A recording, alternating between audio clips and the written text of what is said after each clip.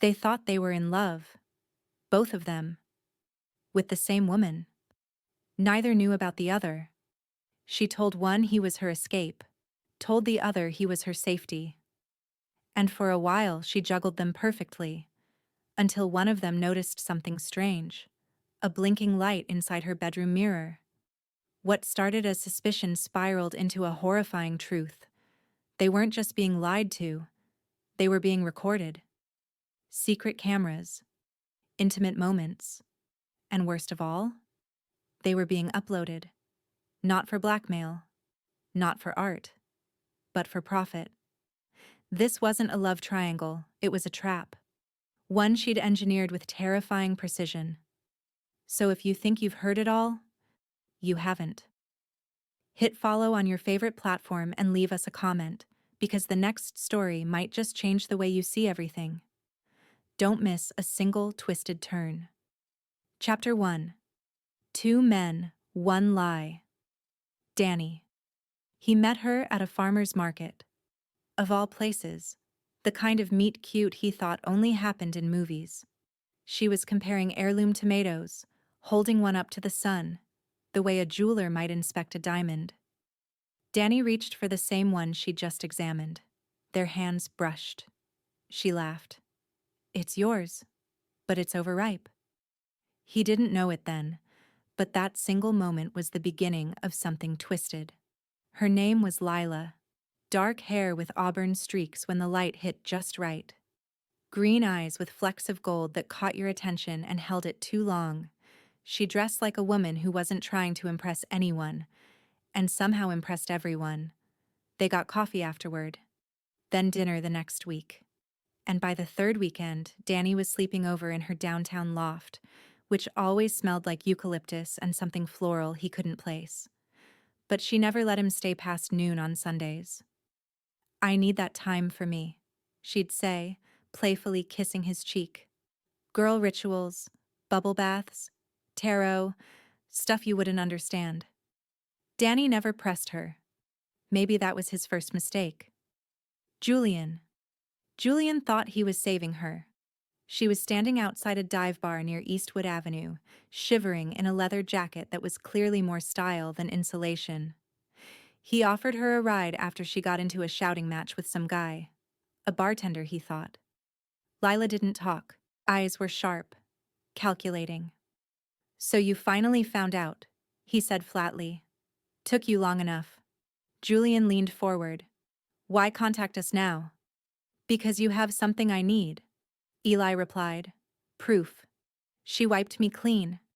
Removed me from her catalog before I could act. But now, you have the archive." Danny narrowed his eyes. "And what do you want to do with it?" Eli smiled. "I want to publish it. All of it." The dilemma. Julian recoiled. "Absolutely not. There are victims on those tapes. Real people. Some of them might not even know." "That's the point," Eli said. "They deserve to know. All of them. She made us into content. We expose her publicly. Let the world judge." Danny shook his head. "You can't just nuke people's privacy to make a point." Eli slammed a hand on the table. "She already did." Silence. Julian exhaled. "There has to be another way." Eli leaned in. "There's not, and if you don't release it, I will." Lila strikes back. Meanwhile, Lila wasn't idle.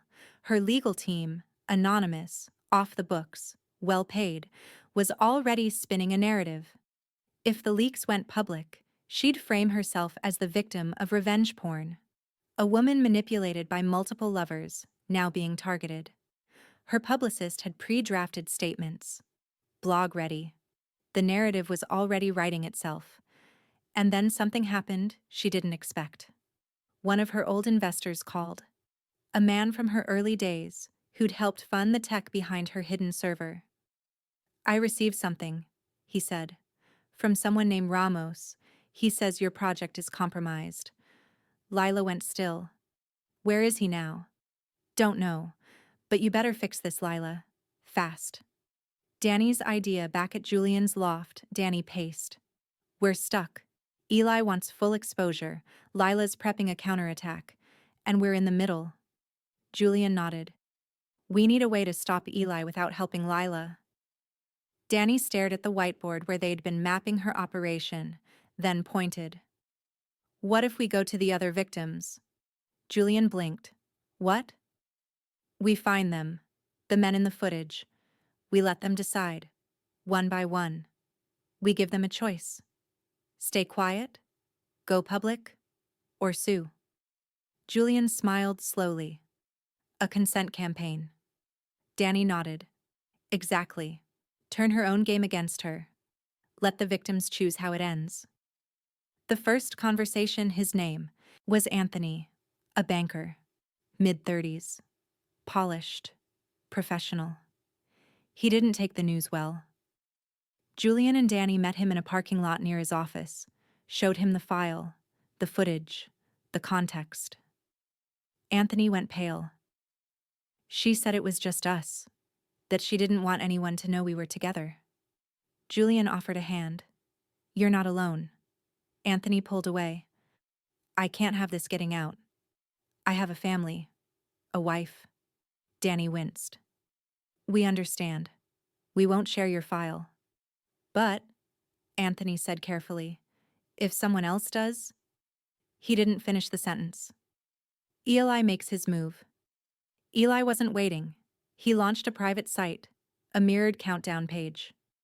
In 14 days, the truth goes public, unless the operator is brought to justice. No names, no identities, just a warning. But it spread. Tech blogs, Reddit threads, whispers. Lila's world was cracking, and Julian and Danny had to decide whose side they were really on. Chapter 5. Lines Crossed. The Countdown. Day 10. The private countdown site was only 10 days from detonation.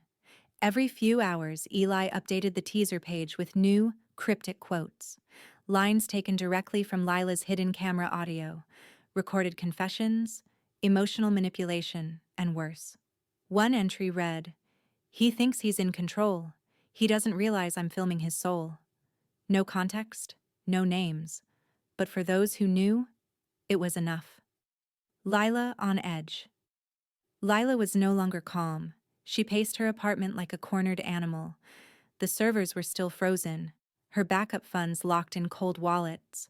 Anonymous emails from new victims were flooding in, some furious, others disgusted, and one even threatening violence. She poured herself a glass of wine, hands shaking. Across the room, her phone buzzed. Unknown number. You used me. You watched me cry. I want my pain back. She dropped the glass. It shattered at her feet. Julian and Danny's dilemma. Julian watched the ripple effect unfold from his laptop. Reddit, Twitter, niche forums. People were speculating about the mirror lust leak, calling it the next Ashley Madison scandal. But it wasn't just about affairs. It was about consent. Danny paced behind him. We're losing control of the story. Julian nodded. We tried to give the victims agency, but now Eli's countdown is making everything a circus.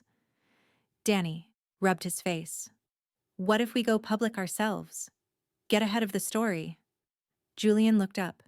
You mean, out ourselves? If it protects the others, maybe it's worth it. Julian hesitated. Let's talk to the next victim first, then decide. The second victim, Matthews. Matthews was different. A quiet, married software engineer, private, cautious, clean. When Julian and Danny approached him, he didn't get angry. He got silent. He watched the footage, didn't speak for 5 straight minutes. Then he looked up and said, She told me she was infertile, that we didn't need protection. Julian and Danny exchanged a glance. Did she ever say she was filming?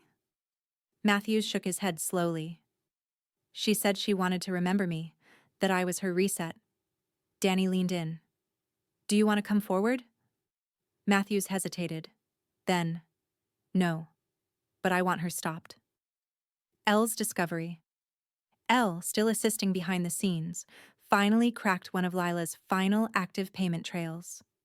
A routing account still alive, hidden under a dummy corporation used only once. It wasn't routed to Lila. It was routed to Eli Ramos. Julian's blood ran cold. What? Ella showed him the ledger. Deposits, test transfers, small, but the name matches. He's been testing her framework for weeks. He's not just a whistleblower. He's cloning the system. Betrayal. Julian met Eli that night in an abandoned church parking lot, somewhere in Brooklyn, cold, wet, and quiet. You lied, Julian snapped. You're not shutting her down, you're stealing her throne. Eli didn't even flinch. I'm giving it purpose, he said. Everything she built, weaponized for trauma, it can be redirected, used for truth. Julian laughed bitterly. You sound just like her. Eli stepped forward. No, she monetized people. I'm documenting injustice. There's a difference. Julian stared at him. If you release that site, we'll destroy it. You'll be no better than her. Eli's voice was ice. I already am better, because I'm not lying to anyone anymore. Lila's public statement, she moved first. Lila appeared in a YouTube live stream, seated against a neutral white wall, no makeup, no filter, voice trembling. I was manipulated, groomed by men who wanted to control me. I built a private journal, a way to reclaim my narrative. It was never meant to go public, but now, my trauma is being weaponized. It went viral in hours. Support flooded in. Stand with Lila began trending. Julian slammed his fist into his desk. She flipped the script. Danny watched in horror. She's not just protecting herself. She's painting us as abusers. The email bomb. Then it happened. Every single victim in the archive received a mass email from a dummy address. Subject line: You deserve to know. She never loved you. Inside, a short, anonymized clip from each of their personal footage, followed by this message. She watched. She profited. She lied. On July 5th, the world will know. Mirror lust. Julian stared at the email in disbelief. Eli had gone nuclear. Julian's decision. Julian stood in front of a blank white wall the next day, turned on his phone, hit record, and stared into the camera. He didn't script it. He didn't rehearse. He just spoke. My name is Julian. I was in a relationship with a woman named Lila.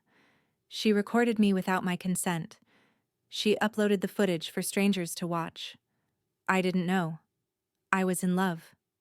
I wasn't perfect, but I didn't deserve this. And neither did the others. He ended the recording, sent it to Elle. Post it. Everywhere. The backlash begins. The video blew up. Thousands of comments. Dozens of stories surfaced. Men, women, some from other cities, other countries. Lila's carefully constructed narrative began to unravel. And Eli? He watched the chaos unfold from a rented apartment in New Jersey. Glass of wine in hand, eyes dark. His countdown continued. Day 8, Chapter 6. Gone dark. Day 7. Vanished. It was Julian who first noticed something was wrong. Lila's livestream was scheduled for 8 p.m., a promised follow-up to her viral statement. Thousands tuned in, waiting. The clock hit 8:05, then 8:10. No Lila. The feed stayed dark. Julian checked her social media accounts. Gone. Twitter. Deactivated. Instagram, blank. Her carefully curated, victimized persona had disappeared overnight. Danny investigates. Danny drove to her apartment first. Her car was gone. The doorman hadn't seen her in days. When he tried her phone, it went straight to voicemail, a cold, automated greeting. Danny felt his chest tighten. She was running. He just didn't know if it was from justice or something worse. Eli's countdown. With Lila gone, Eli's site doubled in traffic. The countdown page now read, 7 days left, The truth can't hide forever. The media was buzzing. The story expanded beyond online circles into nightly news segments. Newspapers started naming Lila directly, speculating about her hidden site, her double life. Public sympathy shifted. Julian's heartfelt video had cracked Lila's carefully constructed narrative. She was no longer the victim. She was the fugitive. The raid. Julian's phone buzzed with a message from Elle. "Turn on Channel 6 now." Julian flipped on the TV. A live news broadcast showed federal agents outside a downtown office building. This location is linked to shell companies allegedly operated by the woman identified online as Lila Summers.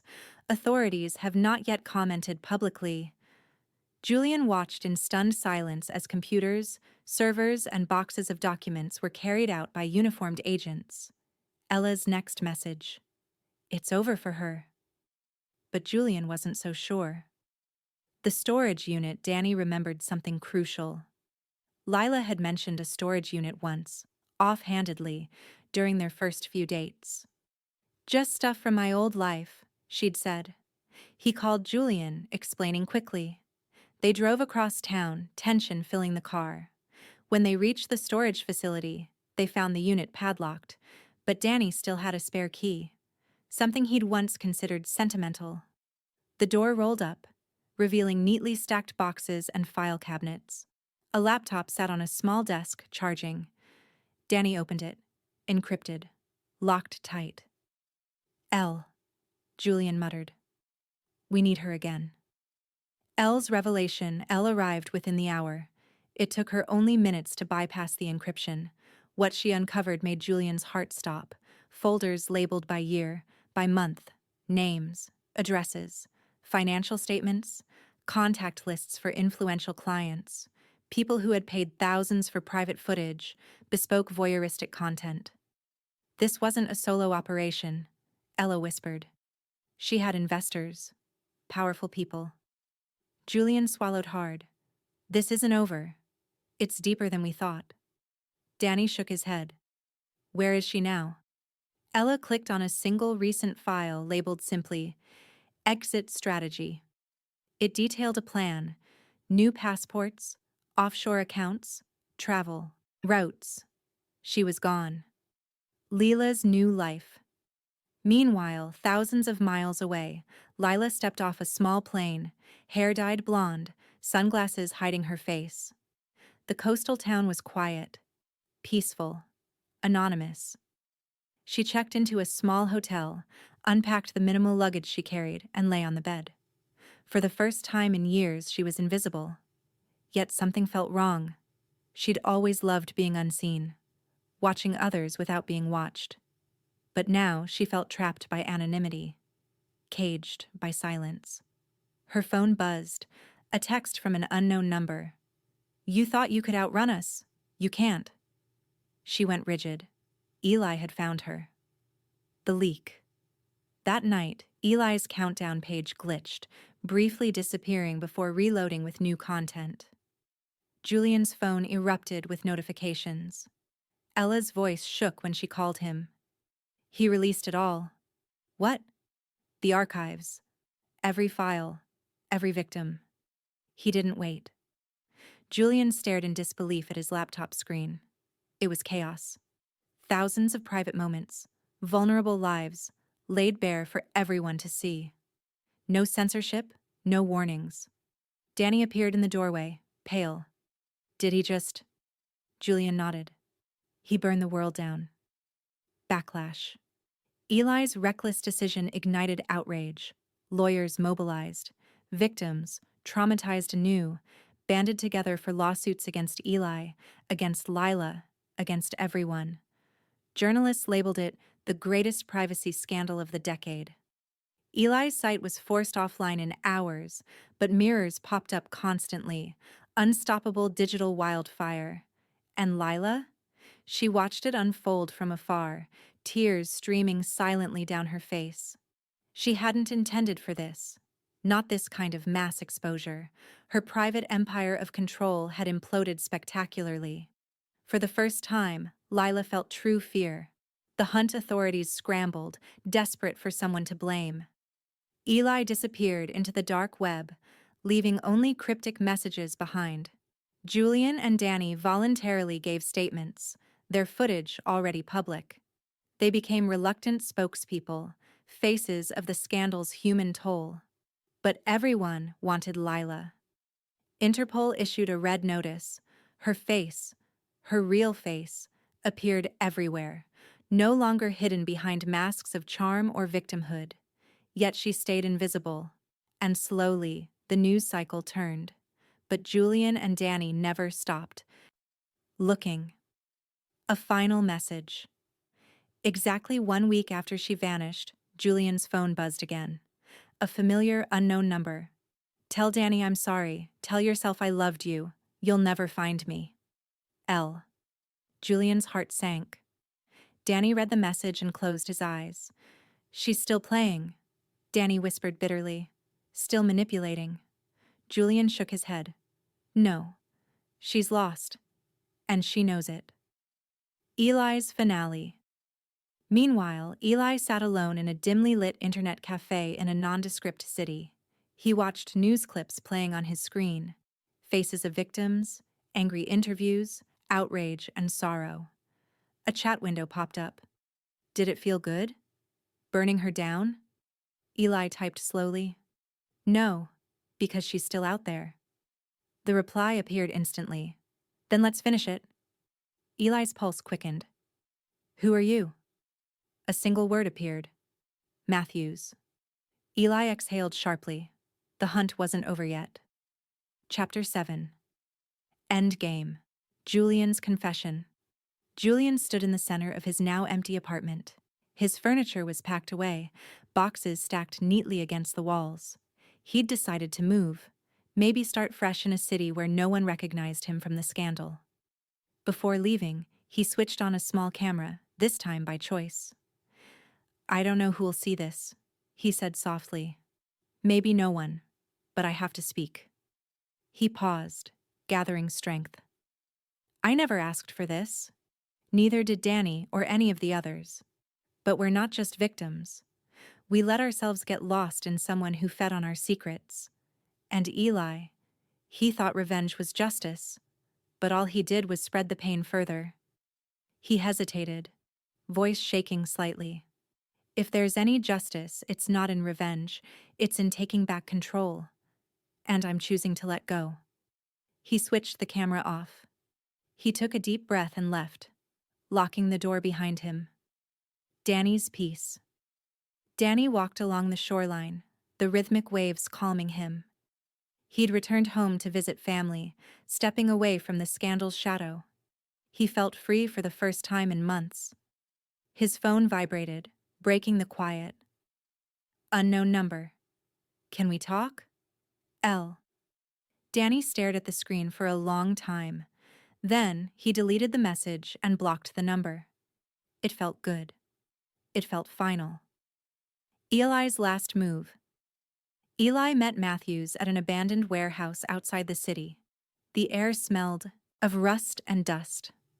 Matthews stood waiting, calm, expressionless, hands clasped neatly in front of him. "You did good work," Matthews said, "but you went too far." Eli sneered. "You contacted me. Don't lecture me now." Matthews shook his head slowly. "I didn't contact you to partner up. I wanted to see your face, to see if you felt anything." Eli stiffened. "What's that supposed to mean?" Matthews stepped closer. "You humiliated innocent people to punish her. You became what you hated." Eli's eyes narrowed. "No, I exposed the truth." Matthews shook his head again. "You only exposed pain." The two men stood silently, the tension thick. Eli finally spoke, voice low. "What now?" Matthews stared him down. "You disappear. Forever. If I ever see your name again, I'll make sure your footage is the next thing leaked." Eli swallowed hard. Matthews turned and walked away, leaving Eli alone. For the first time, Eli felt truly powerless. Lila's final hiding place. Lila hid in a remote seaside cottage. It was peaceful, beautiful, yet it felt like a prison. She stared at her reflection in the bathroom mirror, barely recognizing the woman looking back at her. This wasn't control. This wasn't freedom. It was isolation. Then came a knock at her door, gentle but deliberate. Her heart raced. She opened it cautiously. Standing there, calm and silent, was Julian. She froze. How? Julian's expression was unreadable. Elle found you. She's good at finding secrets. Lila's voice broke. Are you here to punish me? No, Julian replied quietly. I just wanted to see you one last time, to know why. She hesitated, eyes filling with tears. I never meant to hurt anyone. It was just supposed to be about control. My own. Julian shook his head. You lost control the moment you started filming. Lila nodded slowly. I know. Julian stepped back. The authorities know where you are. They'll be here soon. I thought you deserved to hear it from me first. She watched as he turned to leave. Julian, she called softly. I'm sorry. He didn't look back. He didn't respond. He just walked away. The final news. 2 days later, headlines flashed. Lila Summers arrested in international voyeurism case. Julian watched the broadcast from a hotel room, feeling strangely numb. The nightmare was finally over. His phone buzzed. A message from Danny. It's done. She's gone. Julian smiled faintly. Yeah, it's finally done. 3 months later, the trial was swift and decisive. Lila pleaded guilty, sentenced to a long prison term. Victims received justice, but their privacy would never be fully restored. Julian and Danny testified openly, becoming symbols of resilience. Eli vanished entirely, his sites dismantled by international authorities. He left no trace, just a lingering shadow over the case. Matthews returned quietly to his life, choosing anonymity. Ella continued exposing dark web predators, turning her skills toward justice. Julian stood outside a small cafe months later, sipping coffee. He felt calm, finally healed. Danny walked up, nodding gently. Been a while, Danny said with a slight smile. Yeah. You okay? Danny shrugged. Getting there. They stood in silence, the past between them fading. You know, Danny said, staring into the distance. I think we both learned something. What's that? Danny looked directly at Julian. That sometimes the most dangerous person is the one you think you know best.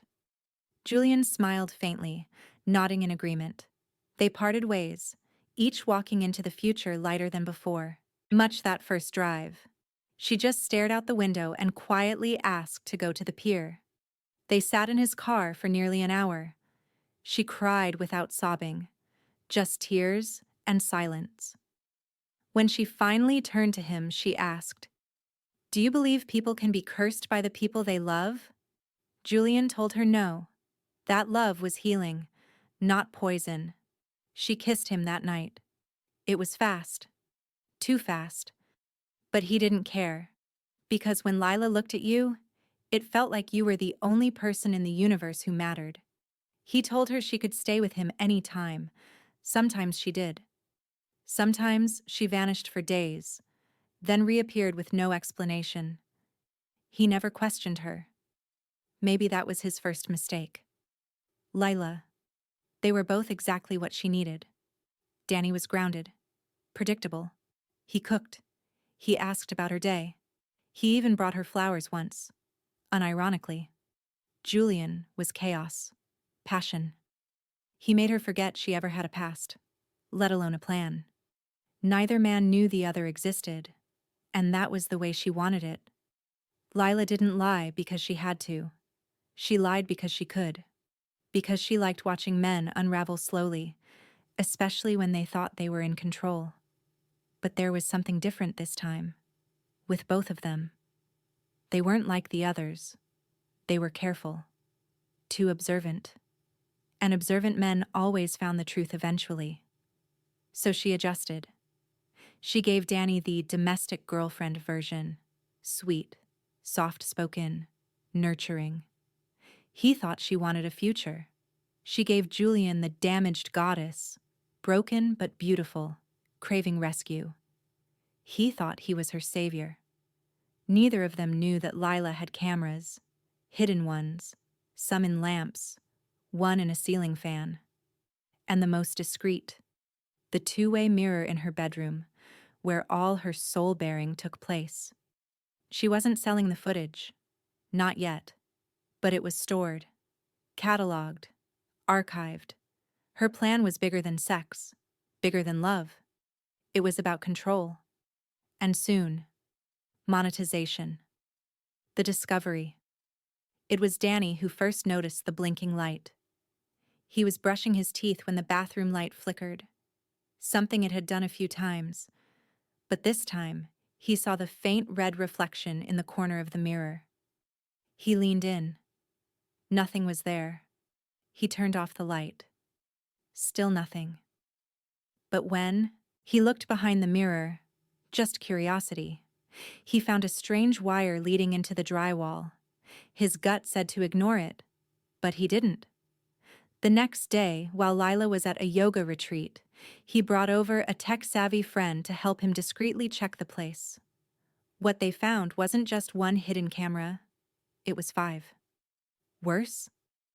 They were all connected to a small server hidden behind a panel in her closet. A server with recent uploads and file names. File names with dates. Names. His name. Julian's name. Julian's turn. Julian got the call from an unknown number. "You don't know me, but we need to talk. About Lila." He met Danny in a diner off Route 9, expecting some petty ex-boyfriend story. What he got instead was a USB stick. And a nightmare. The footage wasn't just explicit. It was intimate. It was them. Raw, emotional moments meant to be private. His arms around her, his whispered confessions, his most vulnerable conversations, all recorded, framed perfectly, professionally lit. Danny sat across from him, arms crossed, eyes bloodshot. "She's been filming us, both of us, for months." Julian felt his stomach churn. "Why?" "I don't know," Danny muttered. "But it's organized, like she's building something." Julian stared at the footage again. The angles, the editing. This wasn't for blackmail. This was for an audience. "How many others do you think there are?" They both went quiet. Lila returns. Lila walked into her apartment like nothing was wrong. She saw the dishes cleaned, her eucalyptus diffuser running. Everything exactly the way she left it. Except for one thing. Her mirror was gone. In its place, a printed photo of her, mid-laugh, captured from her own footage, with a single word underneath, handwritten in red Sharpie, "Smile." Chapter 2, The Archive. Julian didn't sleep that night. He couldn't. Not after what he saw on that USB stick. He watched the footage in full, 3 hours of himself and Lila in her apartment, in his car, even once in his own home. He didn't even know how she'd managed that. He didn't remember giving her access. But maybe she had. Maybe during one of those moments she'd cried into his chest and told him she was too broken to be alone. Maybe he let her into more than just his heart. And now he couldn't stop, thinking, who else had seen him that way? Was it online? Hidden in some members-only corner of the web? Or worse, was it being saved? For something bigger? Danny couldn't stop looking at the hard drive they'd taken from her apartment. He hadn't wanted to go back in, but Julian pushed for it. "She's gone for the weekend," Julian said. "We have to know the scope of it." They snuck in through the service door, gloves on, and took only what they needed. The external drive wired to the main camera feeds. It was encrypted, but Julian's friend had it unlocked within hours. Inside were folders, dozens, all neatly named, first names, initials, numbers, sometimes locations. One folder was labeled Daniel H., his full name. Another, Julian M. But there were more. A Chris T., a Leon P., a Matthews B. Each had their own date range. Footage. Some more recent. Some archived. Some even older than Danny's earliest recordings. This wasn't just a one-time experiment. It was a pattern. A system. And if the pattern was consistent, then there were more victims. Maybe even more active relationships. Lila noticed the missing mirror before anything else. She stood in her apartment for a full minute, eyes fixed on the wall. Then she walked slowly to the desk, opened the drawer where she kept the access keys for her hidden cameras, her backups, her just-in-case gear, and checked the mini monitor. Offline, completely dead. She didn't panic. Not yet. But she knew what this meant. They knew. At least one of them. Maybe both. She'd grown sloppy. Arrogant. She'd gotten too close. Too involved. Started sleeping over at Julian's place too often. Started letting Danny talk about kids. Emotion was a liability, and she let it blur her boundaries. The question now wasn't what they knew. The question was, what would they do with it? The stakeout. Danny and Julian weren't exactly friends, but they became co-conspirators fast. They decided to tail her, take shifts, follow her to see if she had other relationships in rotation. It didn't take long. On Thursday night, she met a man outside a cigar lounge. Tall, older, suited. He kissed her hand like they were characters in a 1940s movie. Danny snapped pictures from the front seat. Another one, he muttered. How many is that? Now? Julian stared. That's number 3. They followed her from the lounge to a private club. Exclusive, upscale, valet only. No way they were getting in. She's not just seducing randoms, Julian said. This is curated. Danny looked down at the footage. You think she's doing this to build a site? Like a subscription voyeur thing? Julian hesitated. No. I think she already has. The deeper dig Julian reached out to a contact in cybersecurity, a woman named Annika who owed him a favor. She didn't ask questions. She just wanted details. Metadata, she said. That's how you find where something lives online, even if it's been renamed or repackaged. They handed her the files from the hard drive. 3 hours later, she called. There's a pattern in the data timestamps. Some of these were synced to cloud uploaders, auto backup tools, but not to a typical Google Drive or Dropbox. Something custom. Obfuscated. Meaning? Meaning. She built her own server. My guess? It's hidden behind a paywall, and unless you know the access route, you're not getting in. Danny leaned forward. But can you get in? A pause. I can try. The first crack Friday night. Annika cracked a proxy route and found a buried .onion domain, a hidden site only accessible through Tor. It required dual login, username, and biometric key. The username was easy. It was one of the folder names, Leon P. The biometric key was trickier. But Annika had a workaround using extracted image frames from the footage, specifically, a retina scan Lila captured with a covert lens. She reverse-engineered the biometric hash. It worked. They were in. And what they saw made both Danny and Julian go pale. The site was called Mirror Lust. It had a sleek interface, thousands of hours of video, multiple channels dedicated to different men, each labeled only with initials or pseudonyms. There were pay-per-view segments, live streams, and worst of all, comment sections. People were watching, interacting, rating. And some of the top-rated channels? Daniel H., Julian M., and 2 more they hadn't even seen yet. What now? Julian wanted to go to the police, but Danny wasn't so sure. You think anyone's gonna believe 2 guys were victims of this? You know what they'll say. We slept with a woman and got our hearts broken. End of story. Julian clenched his fists.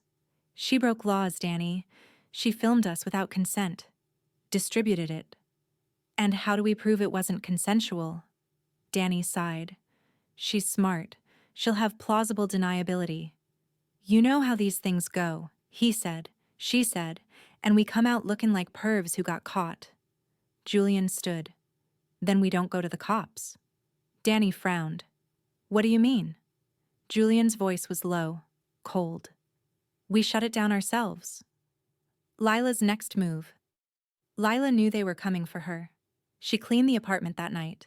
Not the surface stuff, but the deep cleaning.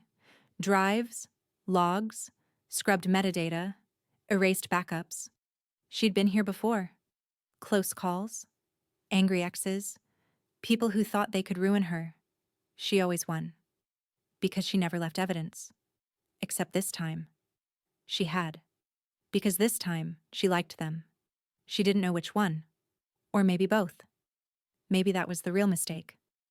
The package. 2 days later, Lila received a small box at her door. No return address. No note. Inside, a flash drive. She plugged it in. It played one file. A looped video. Julian and Danny. Side by side in the diner. Talking. Planning.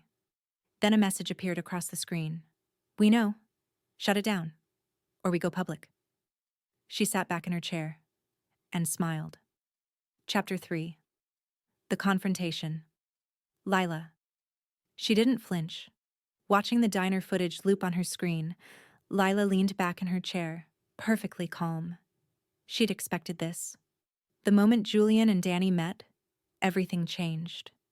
It was no longer about desire, about fantasy, about her control. Now it was war. And they thought they were the ones declaring it. She hit the remote on her desk. Monitors flared to life across the room, backup cameras, alternate views. Not from her loft, from other locations, other stories, other men. This wasn't just a personal game. It was a machine. She was the architect. And they'd wandered too far into the center of the web to crawl back out. Still, a good architect knew when to change the blueprints.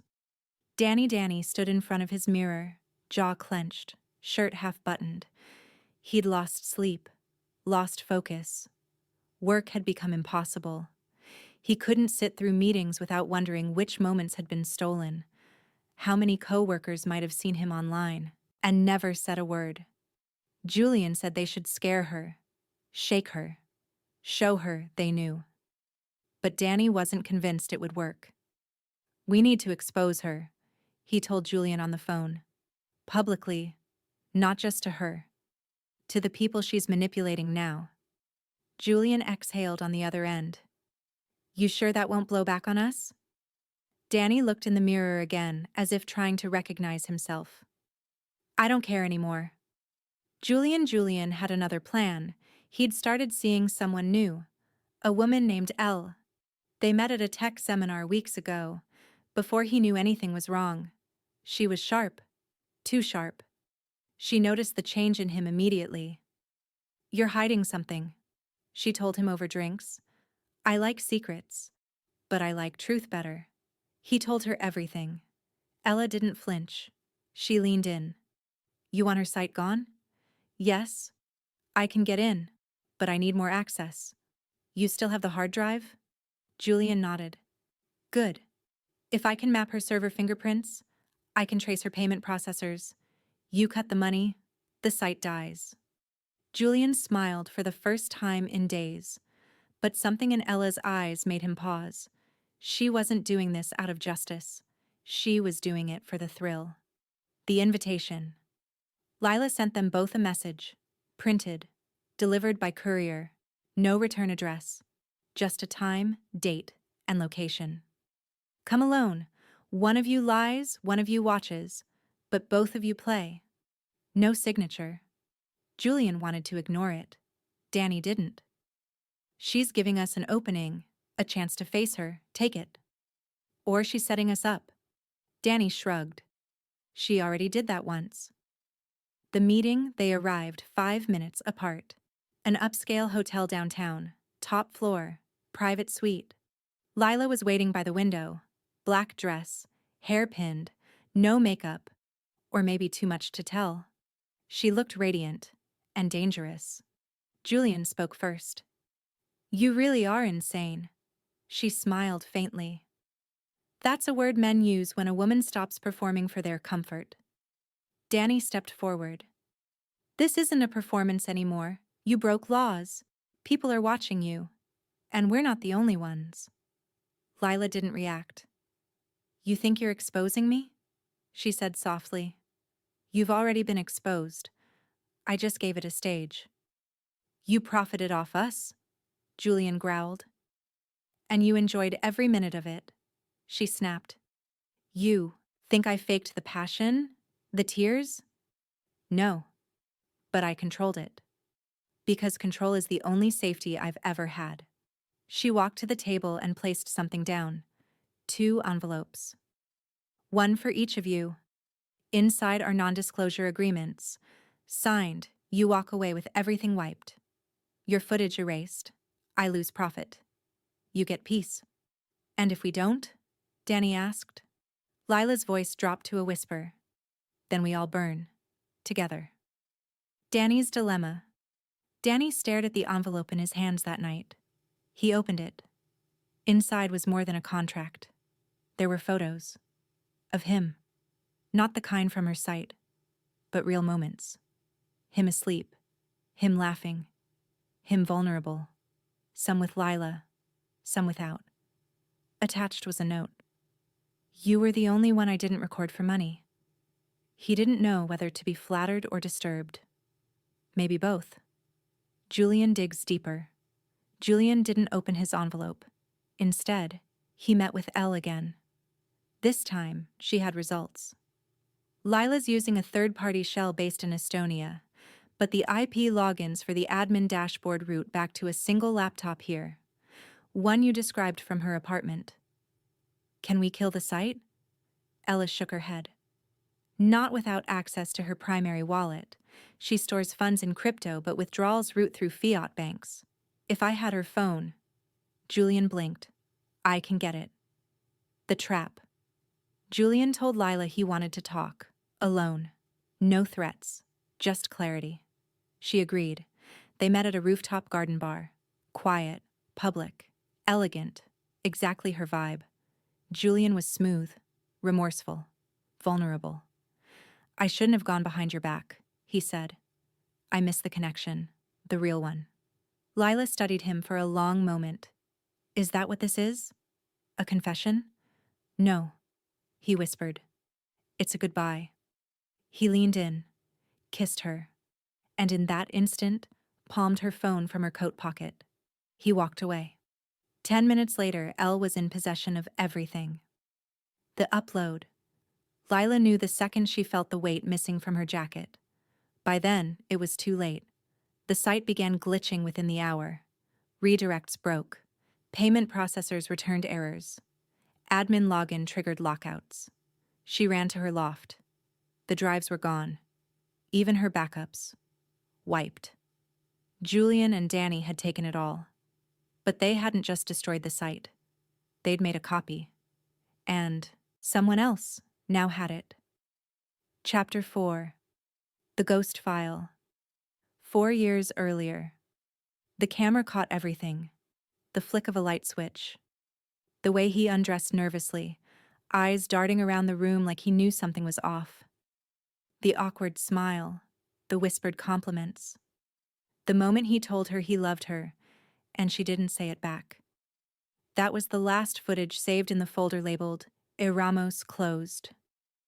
The file had been archived, the relationship severed. What Lila didn't know, he wasn't gone. Not really, and he never forgot. Present day, Eli Ramos. Eli had changed. Gone was the naive 27-year-old romantic who thought Lila might be the one. In his place stood a man hardened by betrayal, sleepless nights, and 4 years of quiet obsession. He hadn't been smart enough to notice the camera in her room back then, but he remembered every moment, every emotion that now felt performed. It wasn't until 2 years after their breakup that a friend sent him a link. A dark web mirror of a site called Mirror Lust. Eli watched in horror. There he was, archived, labeled, viewed 19,132 times. Something broke in him that day, and something darker took its place. The file dump.